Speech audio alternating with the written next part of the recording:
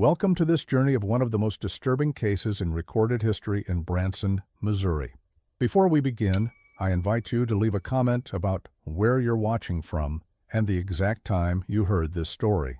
We're interested in knowing where and at what times of day or night these documented accounts arrive. The year was 1862. The Civil War had torn through the quiet hills of the Ozarks, leaving behind a landscape of divided loyalties and unspeakable silence. In Taney County, Missouri, where the small settlement that would later become Branson stood nestled against the White River, most families had chosen sides, Union or Confederate. But there were those who attempted to remain neutral, a dangerous position in a land where neutrality was often viewed as betrayal by both sides. The Branson family homestead stood at the edge of what locals called the wilderness, a collection of modest wooden structures surrounded by dense forest on three sides and the meandering river on the fourth. Two cousins, Thomas and Jeremiah Branson, had inherited adjacent properties from their grandfather, Andrew Branson, who had settled in the area in the 1830s. The cousins, both in their 30s, were known throughout the county as hard-working men who kept to themselves. What wasn't known, what couldn't have been known, was that since 1862, these two men had been harboring a secret that would haunt the region for the next 4 decades.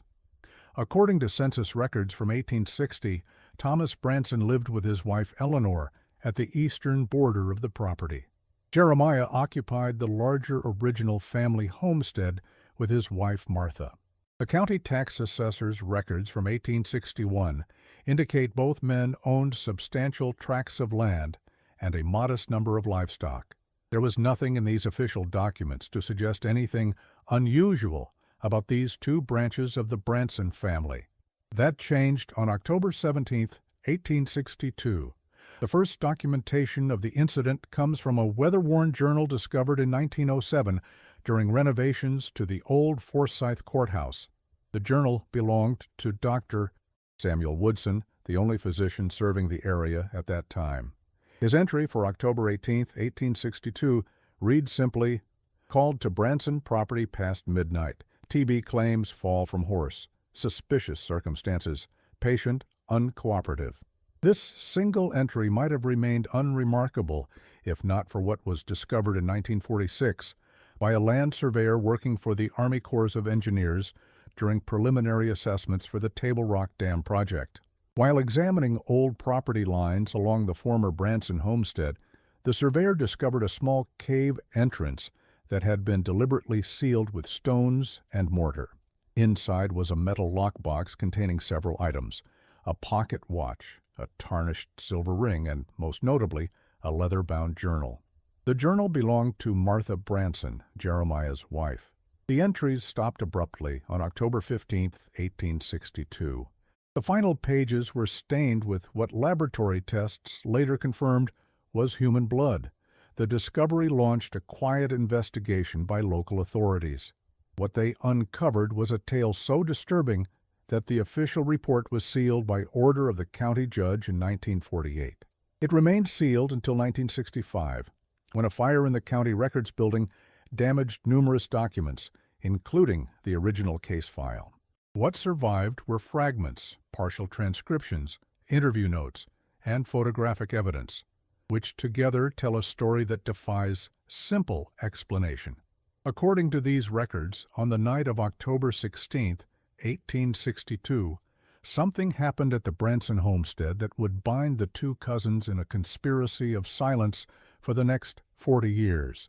The document suggests that Thomas and Jeremiah Branson became involved in a violent altercation with a third party, identity unknown, that resulted in death. What makes this case particularly disturbing is not just the evidence of violence, but the systematic way the cousins appear to have concealed their actions. County records show that in November 1862, Thomas Branson filed paperwork to formally merge his property with Jeremiah's, citing wartime necessity and mutual protection as the reason. The merged property was registered solely under Thomas's name. By December, Jeremiah had joined the Missouri State Guard, a primarily Confederate-aligned militia. He served until 1865, returning to the homestead after the war's end. Martha Branson, however, vanished from all official records after October 1862. The cousins told neighbors and officials that Martha had gone to stay with relatives in Kentucky to escape the dangers of the border state conflict. Letters purportedly from Martha were occasionally shared with the members of the community. A postmaster's log from 1863 notes receiving mail addressed to Martha Branson at a location in Paducah, Kentucky. For 40 years, this explanation was accepted without question. The cousins lived together on the property, eventually building separate homes at opposite ends of the land. They rarely socialized with others in the community, but were known as fair businessmen who kept their affairs private. Their mutual secret seemed secure. Then came the spring of 1902. Record rainfall caused significant flooding along the White River.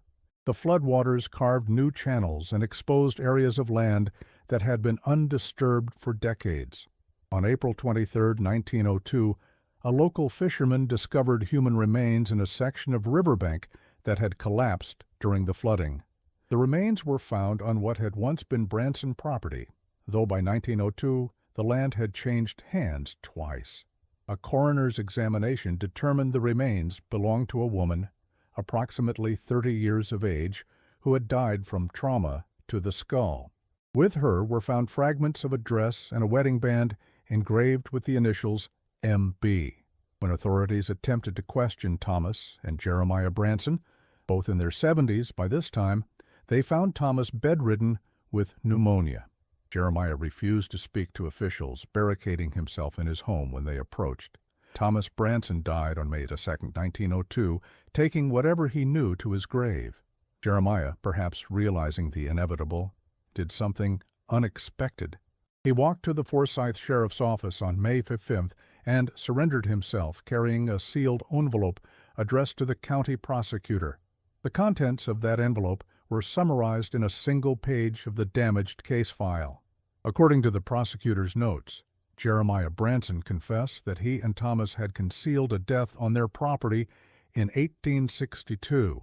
However, the prosecutor noted that the written confession was inconsistent with physical evidence and contained deliberate obfuscations designed to mislead. Jeremiah Branson was held for questioning, but never formally charged. He died in custody 3 days later, the official cause listed as heart failure due to advanced age. Local newspaper accounts, however, noted that Jeremiah had been in excellent health prior to his surrender. The most disturbing element of this case comes from fragments of Martha Branson's journal recovered from the lockbox in 1946. In entries from September 1862, she described increasing tension between the cousins over property boundaries and water rights. She wrote of Thomas's unpredictable moods and frightening episodes of silence. An entry from October 10th reads, "J believes we should sell and move north. T came again today, watching from the edge of the clearing for nearly an hour before approaching. His presence disturbs me greatly." The final complete entry, dated October 15th, states only, "T will return tomorrow to continue the discussion. J has agreed to consider his proposal. I fear what may come of this meeting." What happened the following day remains a subject of speculation. The physical evidence, combined with the fragmented records, suggests a confrontation that turned violent. Was Martha an intended victim, or was she attempting to intervene in a dispute between the cousins? Did one cousin act alone, with the other helping to conceal the crime, or were they both directly involved? What is clear is that following Martha's disappearance, the cousins' relationship changed significantly. Census records from 1870 show them living in separate dwellings on the same property.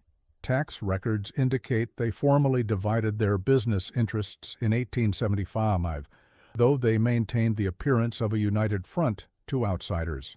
A particularly telling piece of evidence comes from a letter written by Eleanor Branson, Thomas's wife, to her sister in 1880.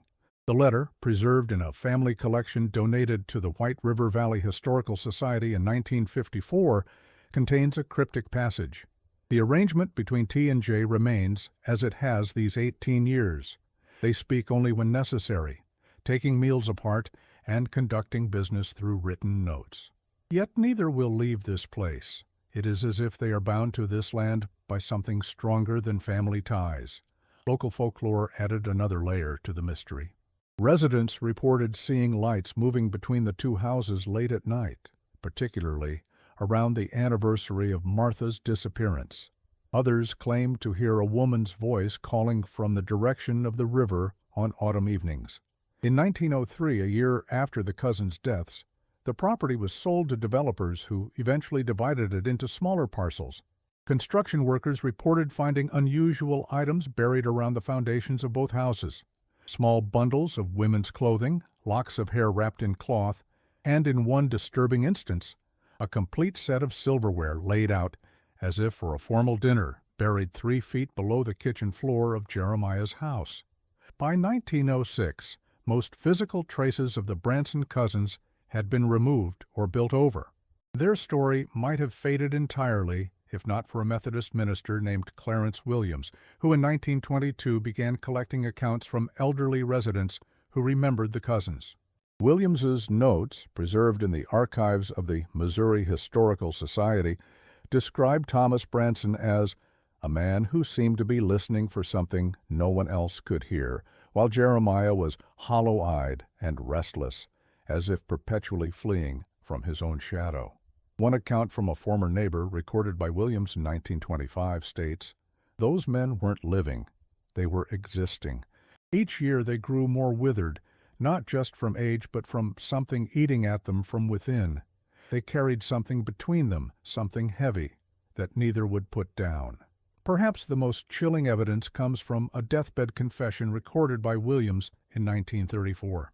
The confessor, identified only as G.S. in Williams's notes, claimed to have worked as a handyman on the Branson property from 1890 to 1898. According to this account, G.S. once discovered Jeremiah Branson speaking to an empty chair in his kitchen late at night, addressing it as Martha and begging forgiveness. On another occasion, G.S. reported finding Thomas standing alone at the river's edge during a thunderstorm, shouting into the darkness, "It was your idea, your solution. You cannot place this burden on me alone." G.S. also described a disturbing annual ritual observed by the cousins.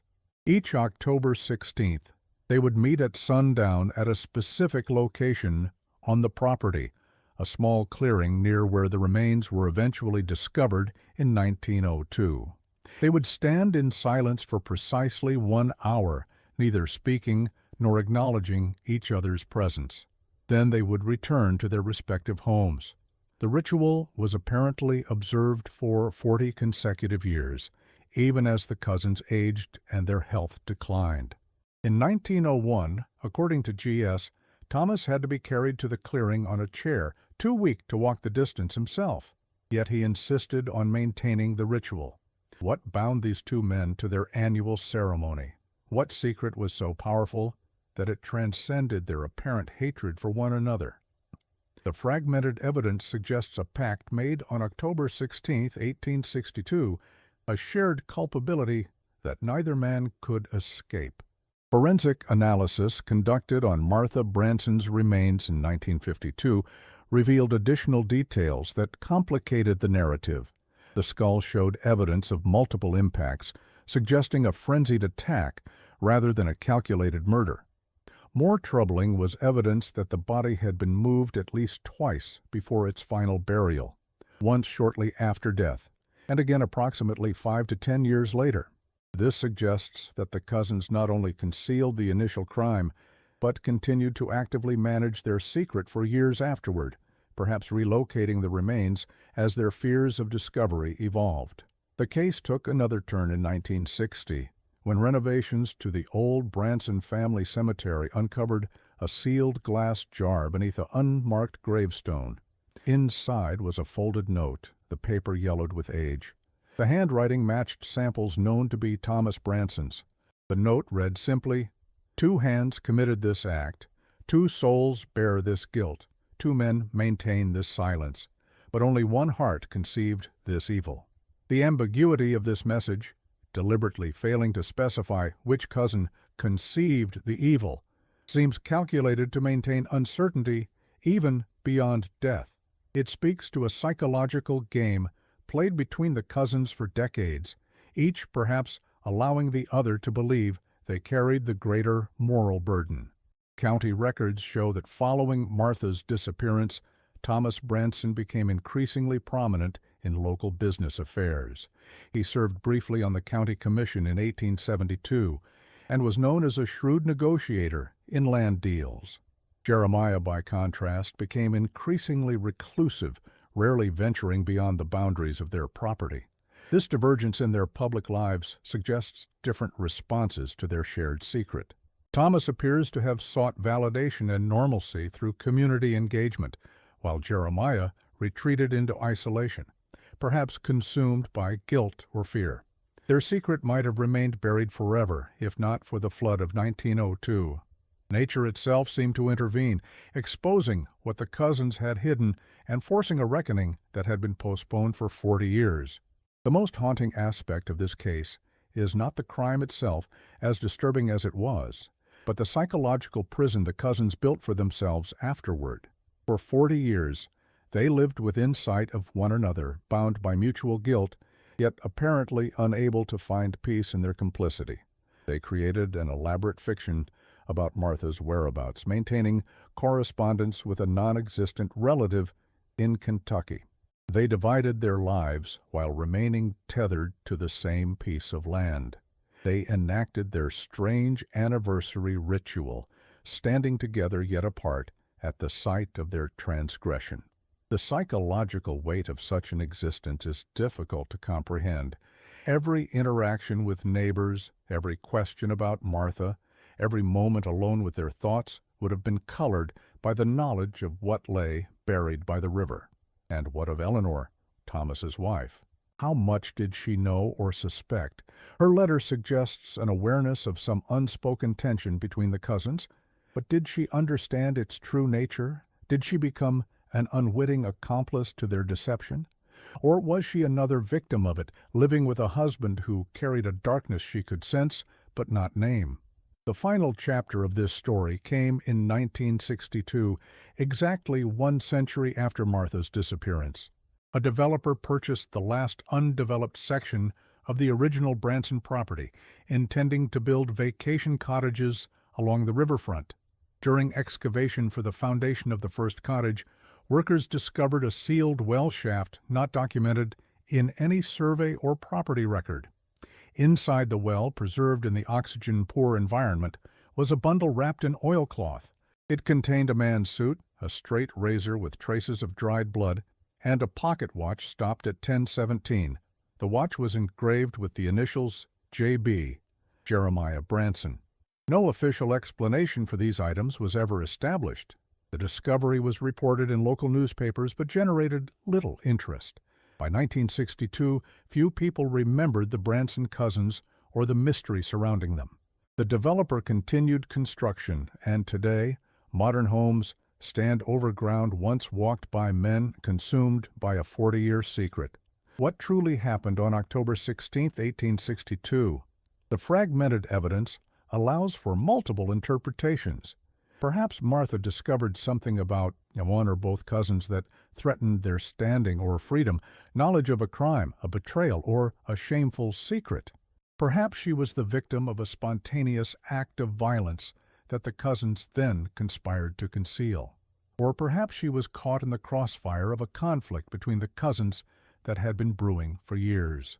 What seems clear is that whatever happened that day forged a bond between Thomas and Jeremiah Branson that transcended their apparent animosity.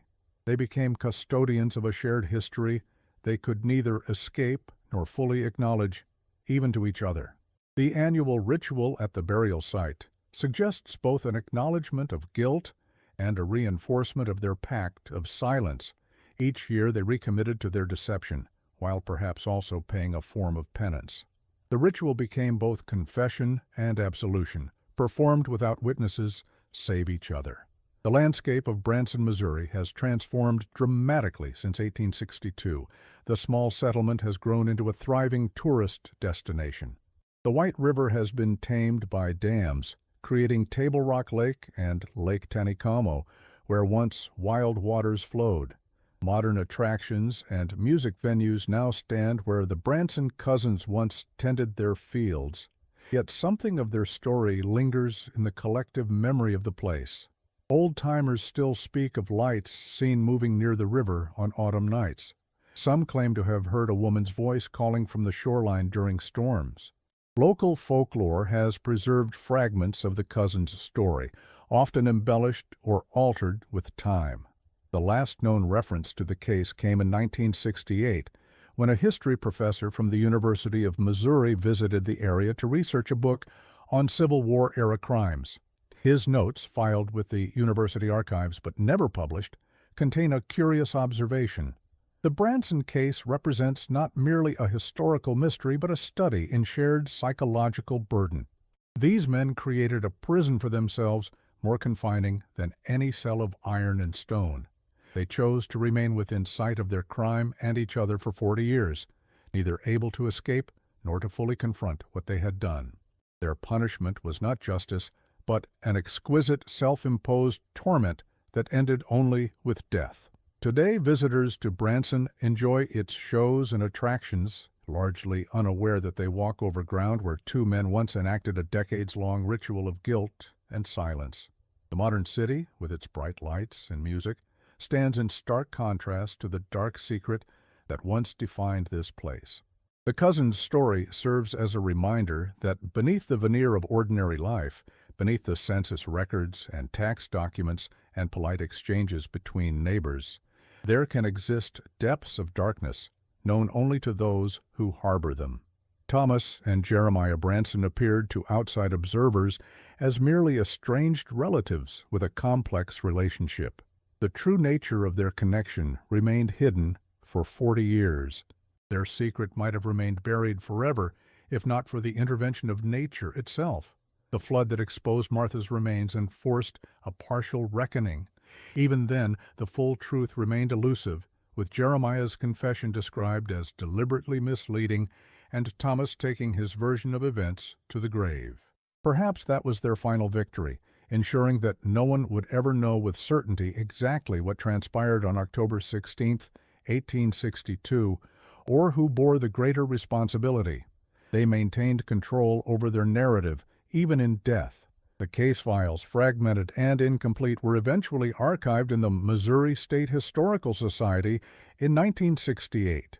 The collection includes the surviving portions of Martha's journal, photographs of items found with her remains, transcriptions of interviews conducted in 1902 and 1903, and various official documents related to the case. Researchers and historians occasionally revisit these materials, seeking new insights or connections, but the core mystery remains unsolved. A particularly disturbing detail emerged during the 1952 forensic examination of Martha's remains. The coroner noted unusual marks on several of the bones consistent with what he described as deliberate post-mortem manipulation. This suggests that after Martha's death, someone, presumably one or both of the cousins, repeatedly visited her burial site, not just to move the body, but to interact with it in some way. The implications of this finding are too disturbing to fully contemplate. What kind of ritualistic behavior might have accompanied the cousins' annual meeting at the site? What compulsion drove them to maintain such close proximity to the physical evidence of their crime? The psychological profile constructed by investigators in 1965, based on the fragmented evidence, suggests a complex dynamic between Thomas and Jeremiah. They appear to have developed what one psychiatrist described as a folie à deux, a shared psychosis in which two individuals participate in the same delusional system. Their mutual secret became the central organizing principle of their lives, dictating their movements, their relationships, and their mental states for 4 decades. A newspaper clipping from the Taney County Republican, dated June 12, 1885, contains a seemingly innocuous report about a fire on the Branson property. The article notes that the blaze destroyed a small outbuilding near the river. But what makes this report significant is a casual mention that both Thomas and Jeremiah Branson were observed working together with unusual vigor to extinguish the flames, suggesting they feared the fire might spread to areas where evidence might be concealed. This rare instance of cooperation between the otherwise estranged cousins speaks to the primacy of their shared secret over their personal animosity. Another intriguing piece of evidence comes from a land survey conducted in 1890. The surveyor noted an unusual feature on the Branson property, a small area, approximately 20 feet by 20 feet, that had been deliberately cordoned off with a low stone wall. Inside this enclosure, no cultivation or construction was permitted. This protected space was located near where Martha's remains would eventually be discovered in 1902, suggesting that the cousins maintained a physical boundary around their secret, a tangible reminder of the psychological barrier they had erected in their lives. Church records from the Methodist congregation in Forsyth indicate that both cousins attended services regularly, though they sat on opposite sides of the church and avoided direct interaction. The pastor's journal from 1877 contains a curious note. The Branson men attended Easter service today. During the sermon on redemption and forgiveness, T. Branson departed abruptly, appearing disturbed. J. Branson remained but wept openly during prayers. This glimpse into their spiritual struggles suggests that their burden weighed heavily on their consciences, even as they maintained their public facade. The investigation following the 1902 discovery of Martha's remains revealed another disturbing pattern. Several residents reported that, over the decades, both Thomas and Jeremiah had exhibited unusual behavior around women who resembled Martha. In one instance from 1882, a shopkeeper recalled that when a dark-haired woman from Springfield visited the general store, Thomas Branson turned white as a sheet and hurried out, dropping his purchases. Jeremiah reportedly had a similar reaction to a traveling seamstress who stayed in the area for several weeks in 1895. These incidents suggest that the guilt and trauma associated with Martha's death manifested in persistent psychological distress that occasionally broke through their carefully maintained composure. Perhaps the most unsettling aspect of the case is the evidence suggesting that the cousins' secret had a corrupting influence that extended beyond their own lives. Eleanor Branson, Thomas's wife, underwent a marked change in the years following 1862. Once described by neighbors as lively and sociable, she gradually became withdrawn and anxious. By 1870, she rarely left the Branson property. Her correspondence with her sister shows a woman increasingly isolated and fearful. In one letter from 1878, she writes, "There are nights when I dare not sleep, for the sounds that come from the direction of the river. T tells me it is only the wind, but the wind does not call out in a woman's voice." Did Eleanor eventually piece together the truth about Martha's fate? Did she become an unwilling guardian of the secret? Or was she merely responding to the oppressive atmosphere created by her husband's guilt? Records show that Eleanor died in 1899, 3 years before the discovery that would expose the cousins' deception. Her death certificate lists nervous exhaustion as the cause, a common diagnosis of the era for what might now be recognized as severe anxiety or depression. The psychological toll of maintaining their secret manifested physically in both cousins as they aged. Photographs from the 1880s show men who appeared far older than their actual years, with deeply lined faces and haunted expressions. A physician who treated Jeremiah for influenza in 1897 noted in his records, "Patient exhibits symptoms of chronic stress, elevated heart rate, insomnia, tremor in hands. When questioned about his health habits, he became agitated and terminated the consultation. Thomas similarly showed signs of premature aging. Census records from 1880 indicate he was partially deaf, which neighbors attributed to an incident in 1875 when he was found wandering near the river during a thunderstorm, disoriented and unresponsive. This physical deterioration speaks to the body's inability to sustain the psychological weight of such a secret over decades. The land itself seemed to bear witness to the cousin's crime. Reports from the early 1900s note that the area where Martha's remains were eventually found remained unusually barren, with few plants growing despite the fertile soil surrounding it. Local superstition held that the ground was poisoned by what lay beneath it, though scientific examination later attributed the phenomenon to unusual soil composition.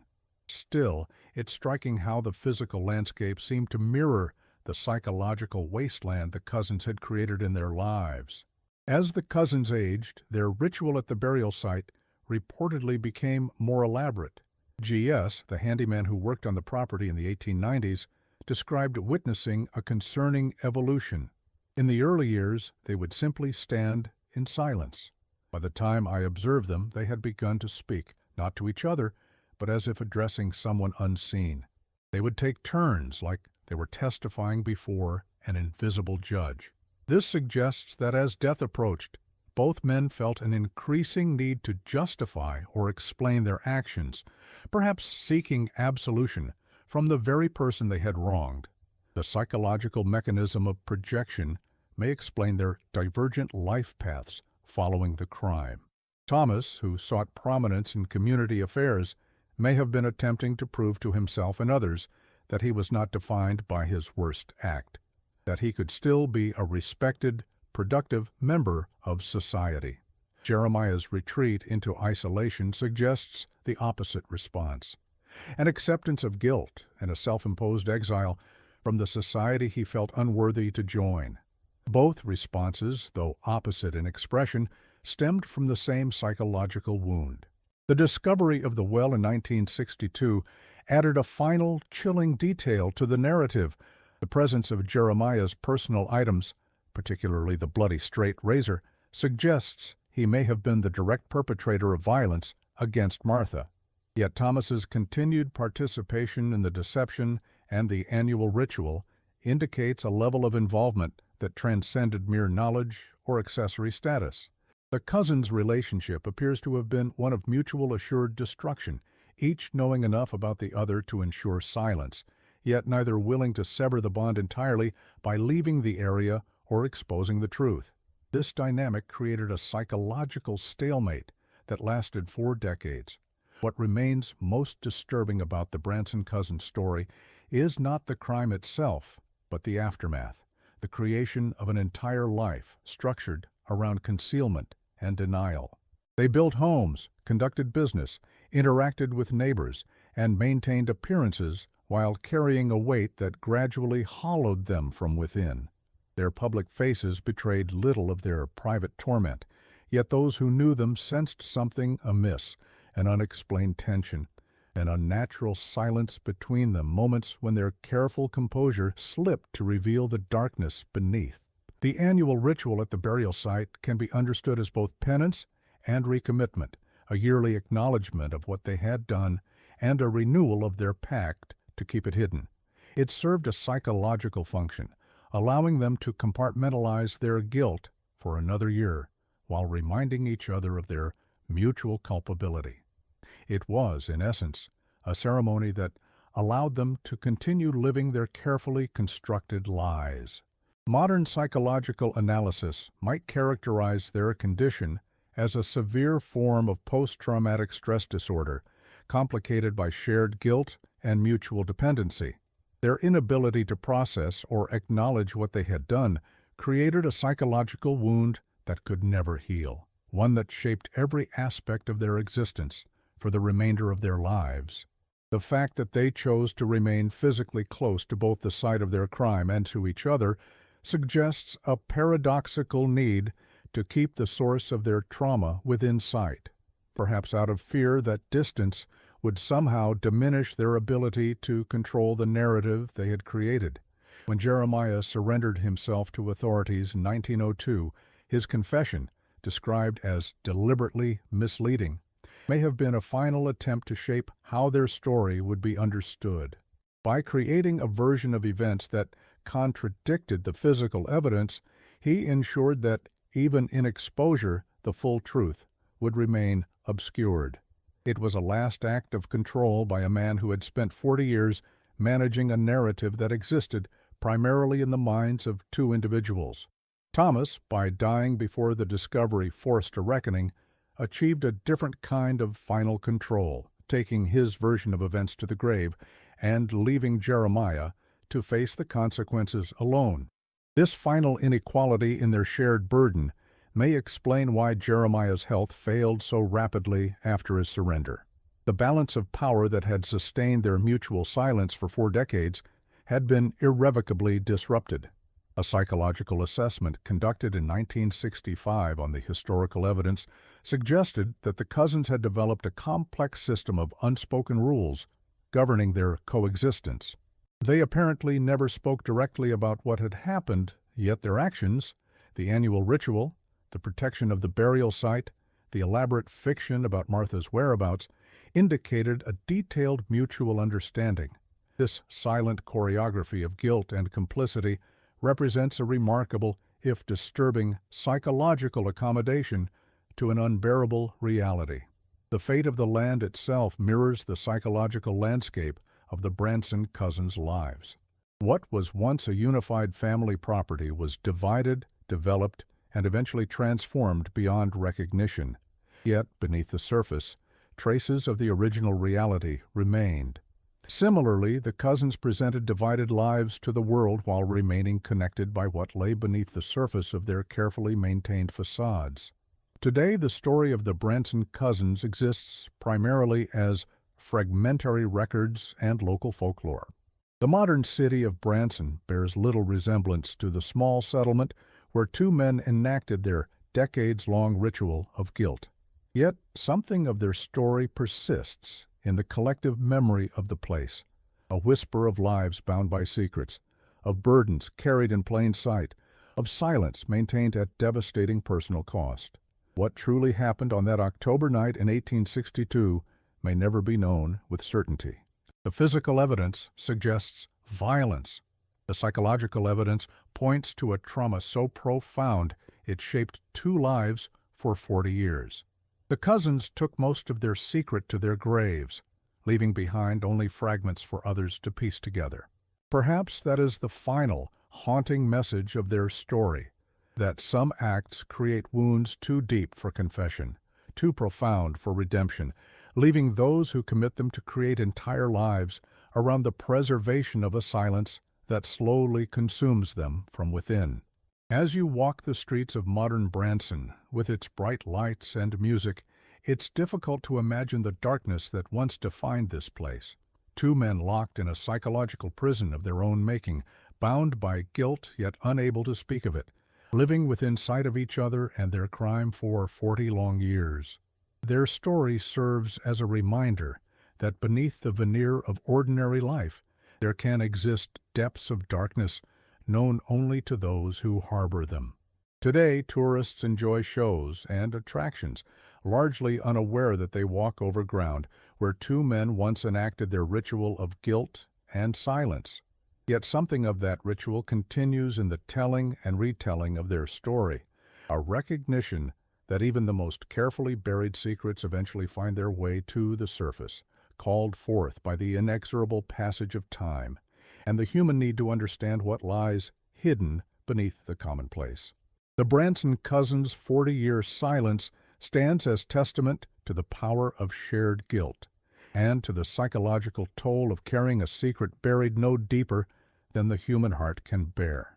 In the end, it was not human justice that exposed their deception, but nature itself, the flood that revealed what they had so carefully hidden, forcing a partial reckoning that still left the full truth beyond reach.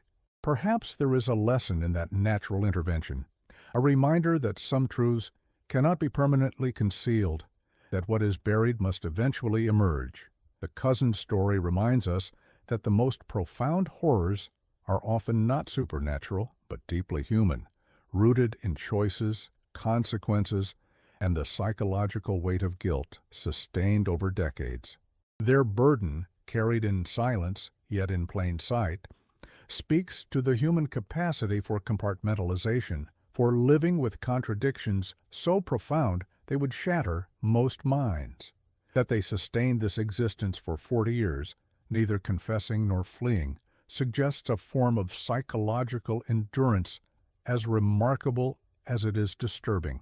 The next time you find yourself in Branson, take a moment to look toward the river that once concealed and then revealed the cousin's secret. The waters continue to flow, carrying echoes of a past that refuses to be entirely forgotten or fully known. For in the end, the true horror of the Branson cousins story lies not in what can be confirmed, but in what can only be imagined. Two men, bound by blood and guilt, living out their days in a silence more oppressive than any prison walls, each the other's jailer and inmate, until death finally granted the release that life had denied them. Their legacy is not in the tourist attractions or music venues that now occupy their land, but in the uncomfortable truth their story reveals about human nature, our capacity to hide darkness behind ordinary facades, to live with knowledge too terrible to acknowledge yet too powerful to escape, to create entire lives around the preservation of secrets that slowly consume us from within. In that sense, something of Thomas and Jeremiah Branson lives on in every person who harbors a secret, who maintains a silence, who knows the weight of unspoken words and the burden of knowledge carried alone.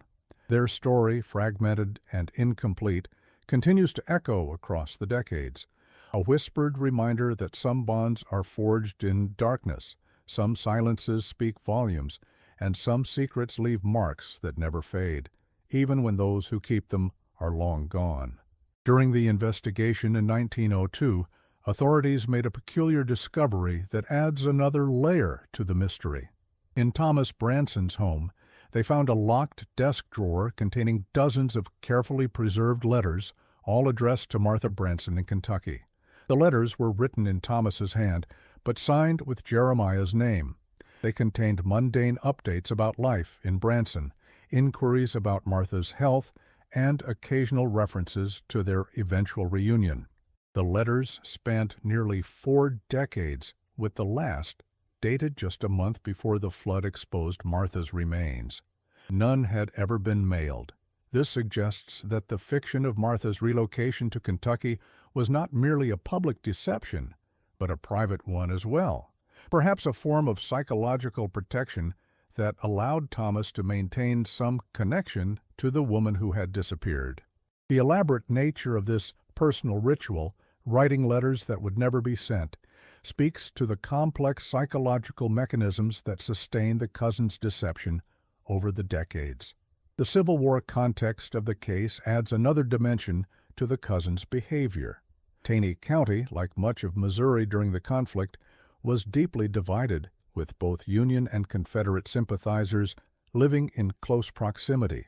This created an atmosphere of suspicion and vigilantism that may have influenced how the cousins responded to whatever transpired on October 16, 1862. Contemporary accounts from other Missouri counties describe instances where private disputes were masked as politically motivated violence, allowing perpetrators to avoid direct accountability by attributing their actions to the broader conflict.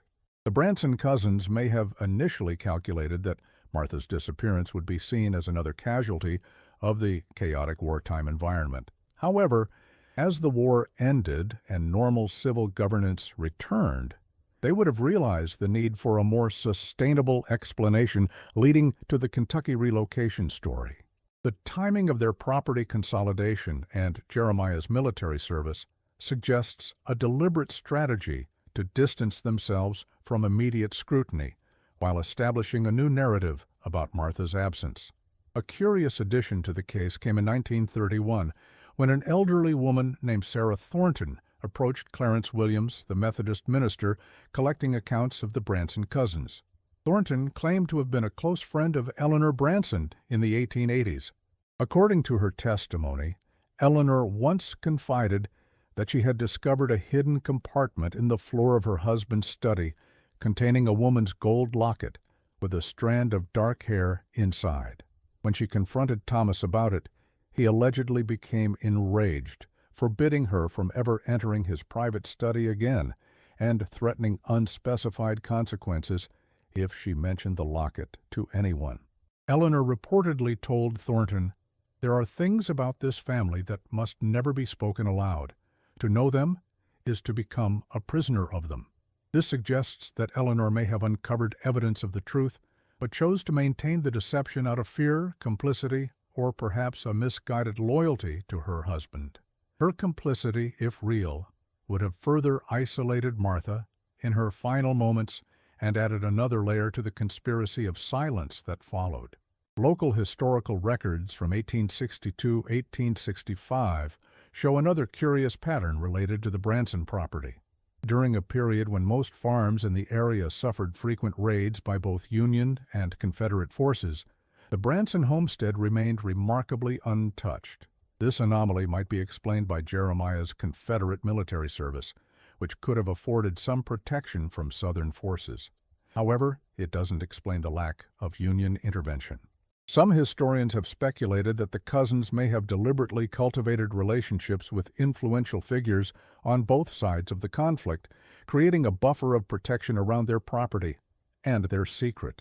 This political maneuvering, if it occurred, demonstrates a level of calculation that contradicts the narrative of a crime of passion.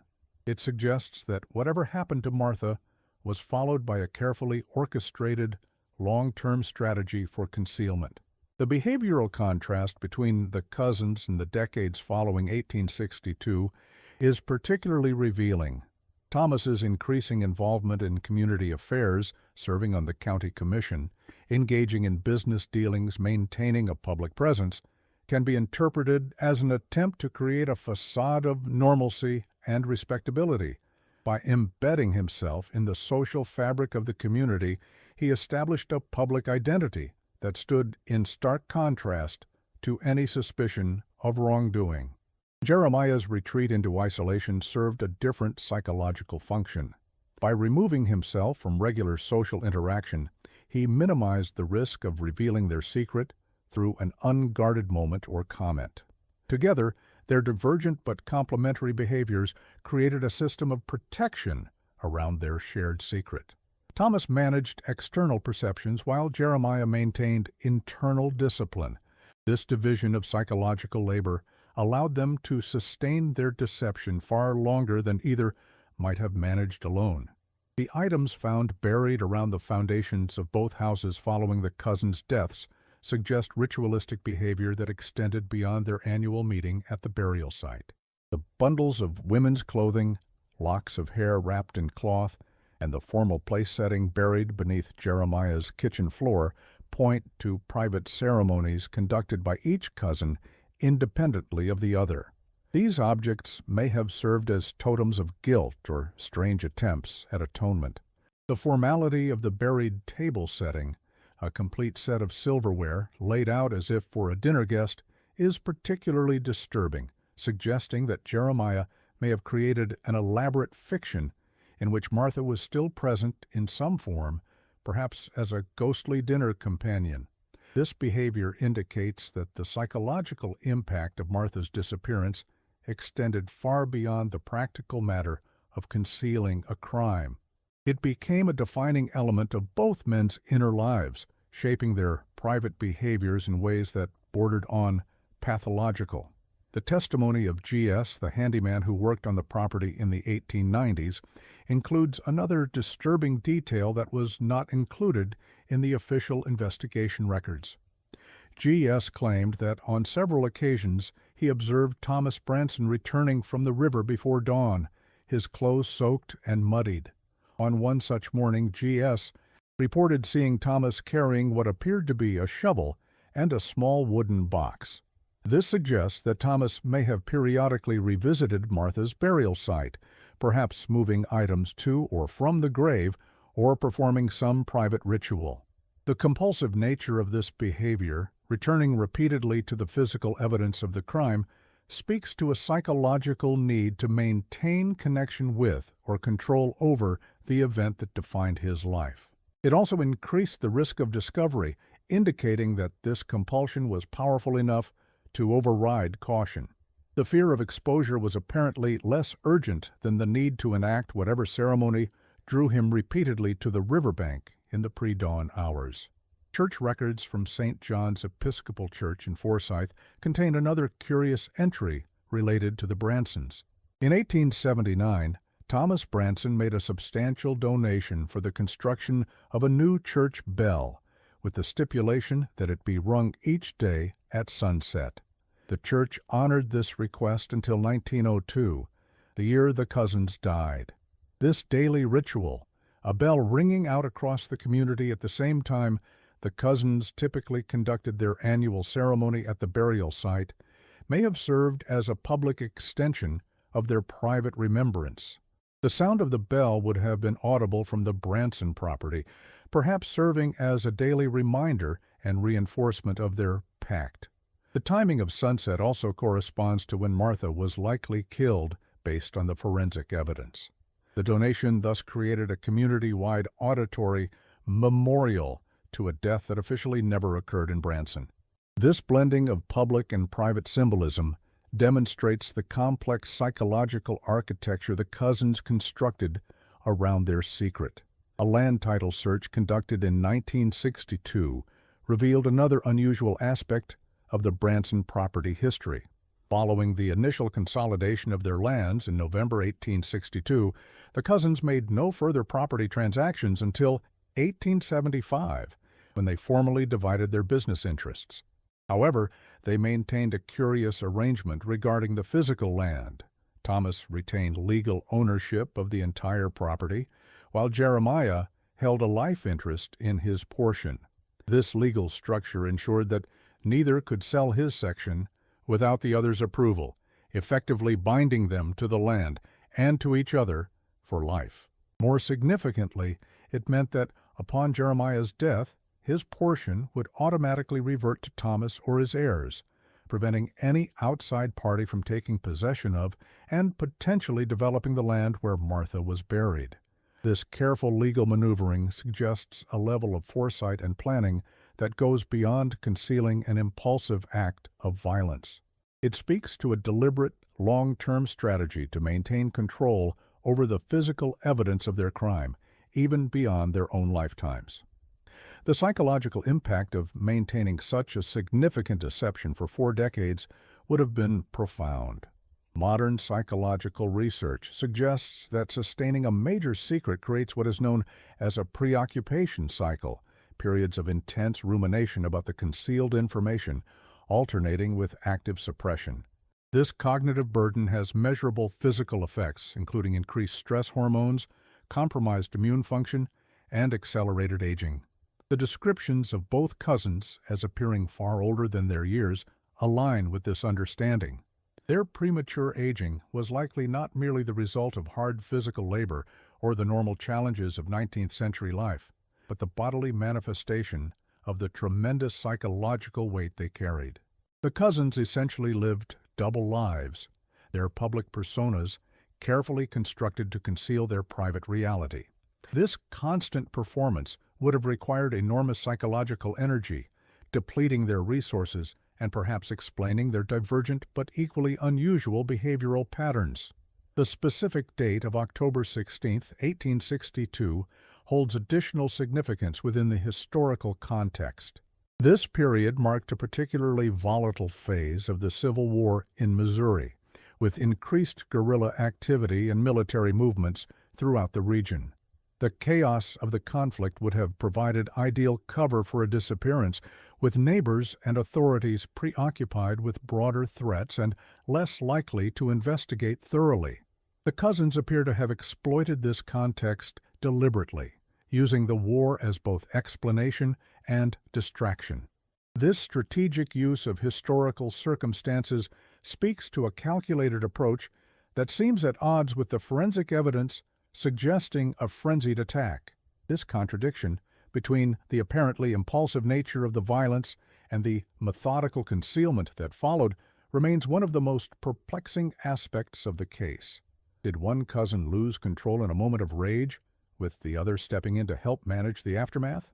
Or was there a more deliberate plan that simply went awry in execution, requiring improvisational cover-up? The physical evidence allows for either interpretation, while the psychological evidence, the 4 decades of elaborate deception that followed, suggests a remarkable capacity for long-term strategic thinking in service of concealment. The impact of the Branson cousins' secret extended beyond their immediate family circle. Longtime residents of the area described a subtle but perceptible change in the community's relationship with the Branson homestead following 1862.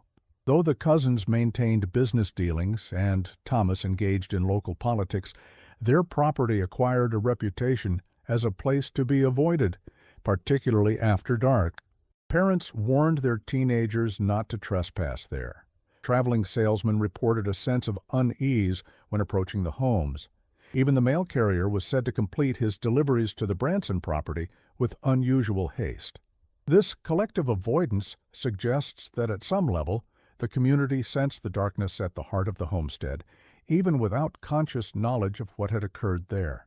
The cousins' secret, though technically concealed, cast a palpable shadow that registered in the communal consciousness, creating a zone of unease that persisted for decades. This social response demonstrates how a hidden truth can nonetheless shape public behavior through subtle cues and unconscious perception. After the cousins' deaths, their story might have faded entirely from memory, if not for a series of unusual occurrences that kept it alive in local folklore. Throughout the early 1900s, several people reported strange experiences on or near the former Branson property. A night watchman at a lumber mill built on the land in 1912 resigned after claiming to have seen a woman in 19th-century dress walking along the riverbank in the pre-dawn hours. In 1925, 2 boys fishing near the site where Martha's remains had been discovered reported hearing a woman's voice calling from the woods, though no one was found when they investigated. In 1944, a guest at a newly built tourist cabin reported waking to find what appeared to be a woman sitting at the foot of the bed who vanished when addressed. While these accounts can be attributed to imagination, suggestion, or simple misperception, they contributed to a persistent local belief that something unresolved remained at the site of the former Branson homestead. This folkloric dimension of the case, the transformation of a concealed crime into a ghost story, represents another layer of psychological processing, a communal attempt to make sense of a truth too disturbing to confront directly. The most comprehensive attempt to resolve the Branson mystery came in 1965, when a team of researchers from the University of Missouri undertook a complete review of all surviving evidence.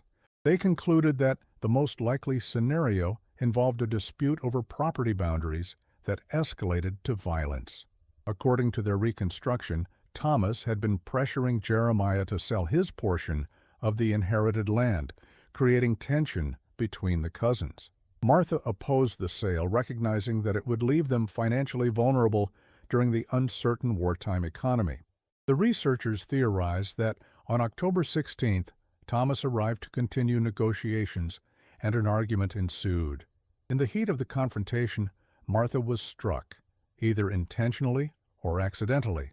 Rather than risk the consequences during a time when civil authority was compromised by war, the cousins made the fateful decision to conceal her death and create the fiction of her relocation to Kentucky.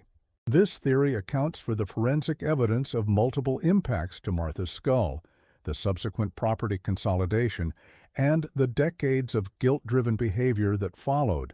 However, it doesn't fully explain the ritualistic elements found at both cousins' homes, or the evidence suggesting that the body had been revisited and moved multiple times over the years. Like all attempts to reconstruct this case, it provides a plausible framework while leaving crucial psychological questions unanswered. The language of Thomas's note found in the cemetery in 1960, 2 hands committed this act, 2 souls bear this guilt, 2 men maintain this silence, but only one heart conceived this evil, suggests a complex moral accounting between the cousins. The deliberate ambiguity about which cousin conceived the evil indicates that even in death, Thomas was unwilling to assign final responsibility. This could be interpreted as a last act of psychological manipulation, ensuring that whoever found the note would be unable to determine the true instigator of the events of October 16, 1862. Alternatively, it might represent a genuine moral assessment, an acknowledgement that while both men participated in the aftermath, the initial impulse toward violence originated with one of them. The note's placement in the family cemetery rather than at Martha's actual burial site suggests it was intended as a confession to future generations, rather than an apology to Martha herself. This distinction between acknowledging guilt to history versus seeking forgiveness from the victim speaks to the complex moral framework the cousins constructed to accommodate their actions. The economic aspects of the case provide another perspective on the cousins' motives and subsequent behavior. Following the property consolidation in November 1862, Thomas Branson gradually expanded his business interests in the region. By the 1880s, he owned shares in a sawmill, held mining rights on adjacent properties, and had acquired additional farmland along the White River. This accumulation of wealth and influence stands in stark contrast to Jeremiah's increasingly reclusive existence. The imbalance suggests that Thomas may have leveraged their shared secret to his economic advantage, perhaps using the threat of exposure to negotiate favorable terms in their business arrangements. This power dynamic, Thomas ascending socially and economically while Jeremiah retreated into isolation, may explain why their relationship appeared increasingly strained to outside observers as the decades passed. The secret that bound them together also created a fundamental inequality in their lives, with Thomas seemingly able to build a successful public life upon the foundation of their shared guilt, while Jeremiah appeared consumed by it. An oral history recorded in 1959 from an elderly resident of Forsyth adds another layer to the cousins' psychological profile. The resident, who as a young man had occasionally worked on the Branson property in the 1890s, described an unsettling incident involving Thomas Branson. During a sudden thunderstorm, workers took shelter in a barn where Branson kept various tools and equipment. Among these items was a small wooden chest locked with an iron padlock. When lightning struck nearby, Branson allegedly became extremely agitated, not about potential fire or structural damage, but specifically about protecting the chest. He rushed into the storm to retrieve it, suffering minor injuries in the process. The witness recalled, "It wasn't the behavior of a man worried about valuable property. It was the desperation of someone protecting something essential to his very existence." This account suggests that Thomas may have kept physical mementos or evidence related to Martha's disappearance, items so significant to him that their potential loss triggered an irrational response. The psychological attachment to such objects, potentially including the locket Eleanor reportedly discovered, speaks to a complex relationship with the past that went beyond mere concealment of a crime. These items may have served as tangible connections to Martha, objects of private guilt, or insurance against betrayal by Jeremiah, physical evidence that could be revealed if the pact of silence was broken. The discovery of Martha's journal in the sealed cave in 1946 raises questions about intent and audience. Why would the cousins preserve such damning evidence rather than destroying it? The journal's final entries clearly establish the increasing tension between the cousins and Martha's fear about their upcoming meeting. By keeping it, they maintained a significant risk of exposure. This decision suggests that the journal served a psychological purpose for one or both cousins, perhaps as a form of private penance, a way of preserving Martha's voice, even as they erased her physical presence. Alternatively, preserving the journal might have been an act of mutually assured destruction, neither cousin willing to destroy evidence that implicated both, creating a balance of power that sustained their uneasy alliance for 4 decades. The cave location, deliberately sealed yet not impossible to discover, suggests ambivalence, a desire to both conceal and preserve the truth, to hide the evidence while ensuring it wasn't lost forever. This contradiction speaks to the complex psychological forces at work, the simultaneous need to suppress the truth while maintaining some connection to it. The annual ritual at the burial site represents perhaps the most psychologically revealing aspect of the case. G.S.'s description of its evolution, from silent vigil to one-sided conversations with an unseen presence, suggests that, over time, the burden of unacknowledged guilt became too heavy to bear in complete silence. The cousins appear to have created a private ceremony that allowed for a limited form of confession, addressing Martha directly while avoiding direct acknowledgement to each other. This ritual served multiple psychological functions. It reinforced their pact of silence, provided a controlled outlet for their guilt, and created a regular cycle of catharsis and recommitment that enabled them to continue functioning in their daily lives. Most significantly, it bound them to a shared calendar, ensuring that no matter how estranged they became in other aspects of their lives, they would reconnect at regular intervals around the central fact of their shared culpability. The ritual became both the manifestation of their psychological prison and the pressure valve that made that prison survivable for 40 years. The divergent paths taken by Thomas and Jeremiah following Martha's disappearance, Thomas toward community engagement, Jeremiah toward isolation, reflect different but equally dysfunctional responses to trauma and guilt. Thomas's approach resembles what psychologists now recognize as reaction formation, a defense mechanism in which a person adopts behaviors and attitudes that are the opposite of their suppressed impulses or emotions. By becoming a prominent, respectable community member, Thomas created a public identity that contradicted the reality of his involvement in Martha's death. Jeremiah's isolation, by contrast, suggests a form of self-punishment, a withdrawal from the social world he felt unworthy to participate in. Both responses stem from the same psychological wound, but manifest in opposing behaviors. This pattern is common in cases of shared trauma, where involved parties often adopt complementary rather than identical coping mechanisms, creating a psychological ecosystem around the traumatic event. The cousins' divergent yet interconnected responses created a sustainable balance that allowed their deception to persist far longer than might have been possible had they responded in identical ways. The items discovered in the sealed well in 1962, Jeremiah's suit, the bloody straight razor, and the pocket watch stopped at 10:17, provide the most direct physical evidence of what may have transpired on October 16, 1862. The presence of these items, deliberately preserved in a sealed environment, suggests a deliberate memorial rather than mere concealment of evidence. The stopped watch is particularly significant, potentially marking the exact time of Martha's death. The preservation of these items, like the journal, indicates an unwillingness to completely sever connection with the events of that night. The well location, a deep, dark space associated with both sustenance and danger, has obvious symbolic resonance.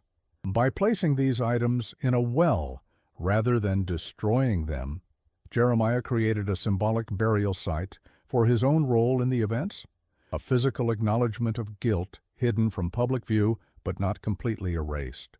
This act of preservation rather than destruction speaks to the complex psychological relationship both cousins maintained with their crime, unable to confess it openly, yet unwilling to eradicate its physical traces, caught between concealment and commemoration. The flood of 1902 that exposed Martha's remains introduces an element of cosmic justice to the narrative. After 40 years of successful concealment through human effort, it was an act of nature that finally revealed the truth. This natural intervention carries symbolic weight in the story, suggesting that some truths cannot be permanently hidden, that what is buried must eventually surface. The timing, at the end of the cousins' lives when both were elderly and physically diminished, adds another layer of significance. They had almost succeeded in taking their secret to the graves. Nature intervened just in time to prevent complete escape from accountability. This aspect of the story resonates with ancient narrative traditions about hidden crimes eventually exposed by forces beyond human control. The flood functions as both literal plot device and metaphorical statement about the ultimate impossibility of permanent concealment. That both cousins died shortly after the discovery, before formal legal proceedings could be completed, compounds this sense of cosmic rather than human justice. They faced exposure and recognition of their guilt, but escaped the full machinery of legal punishment, leaving their ultimate judgment to forces beyond the courtroom. The psychological impact of the Branson case extended well beyond the cousins themselves. The community's subtle avoidance of their property, Eleanor's increasing anxiety and isolation, and the persistence of local folklore about the site all demonstrate how a concealed trauma can radiate outward, affecting those with no direct knowledge of what occurred. This phenomenon, what might now be called ambient trauma, shaped social interactions and communal behavior around the Branson homestead for decades. The cousins' secret became, in a sense, a community secret, not consciously known, but unconsciously perceived and responded to. This dimension of the case speaks to the social nature of psychological harm, how damage done in private can nonetheless alter the fabric of communal life. The Branson cousins did not simply maintain a personal deception. They imposed a subtle distortion on the social reality of their community, creating ripples of unease and avoidance that persisted long after their deaths. This aspect of the case illustrates how individual psychological trauma can become embedded in collective experience, affecting even those with no direct connection to the original events. The true horror of the Branson cousins story lies in its mundane exterior, the way extraordinary psychological torment was contained within ordinary rural life. For 40 years, they conducted business, attended church, interacted with neighbors, and maintained all the external markers of normalcy while carrying an internal burden that gradually consumed them. This juxtaposition between ordinary appearance and extraordinary psychological reality creates a particular kind of horror, the recognition that behind the most common facades may lurk unimaginable darkness. The cousins' story reminds us that monsters need not look monstrous, that evil need not announce itself with obvious markers, that the most profound horrors can be hidden behind the most unremarkable exteriors. This is perhaps the most disturbing legacy of their tale, the suggestion that similar stories may be unfolding around us, unrecognized and unacknowledged, ordinary lives concealing extraordinary secrets. The Branson cousins lived and died in a small, obscure settlement in the Ozark Mountains, their story largely forgotten, except as local folklore. Yet the psychological pattern they embodied, the compartmentalization of guilt, the elaborate architecture of deception, the gradual consumption of the self by unacknowledged truth, represents a universal human potential, a darkness that lies dormant within ordinary existence, waiting only for the right circumstances to emerge.